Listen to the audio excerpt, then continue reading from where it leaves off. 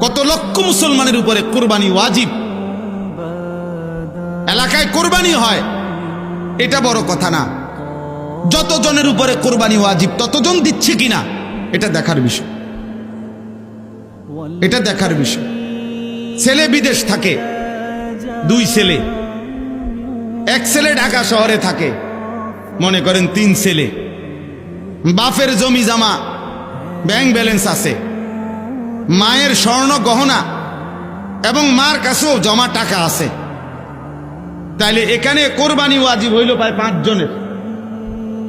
ছেলে 3 জন, বাপ 1 জন, মা 1 জন, 3 ফুতে মিল্লা বিদেশতে টাকা পাঠাইছে, বাড়িতে আব্বার নামে বা মার নামে অথবা আব্বা মা 2 জনের নামে কোরবানি দিছে, দিয়া গোস্ত ভাগ করে সবার ঘরে ঘরে বন্টন করে দিয়ে দিছে, ফুত সবার ঘরে ঘরে কোরবানি আদায় হয়ে গেছে।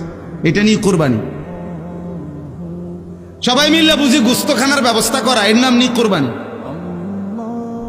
তাইলে কোরবানি তো গোস্ত খাওয়া না, কোরবানি তো একটি ওয়াজিব আদায় করা। গোস্ত তো আমরা সারাবো, গরুর গোস্ত তো পৃথিবীর কোনো আশ্চর্য বস্তু না যে এটা কোরবানির দিন ছাড়া আর কেউ মানুষ দেখে না। ছাগলের গোস্ত তো আশ্চর্য কিছু না, এটা তো গতানুগতিক একটি আমল, চলতেছে এই গোস্ত খাওয়া। তাইলে কোরবানিটা কি? কোরবানি আল্লাহ তাআলার ইবাদত, কোরবানি ওয়াজিব আমল। নবীজি বলছে কোরবানির প্রাণী কোরবানির দিন যখন রক্ত মাটিতে পড়ে, তাহলে গলার কাছ থেকে রক্ত মাটিতে পড়তে 1 মিনিটও লাগে না, 30 সেকেন্ডও লাগে না।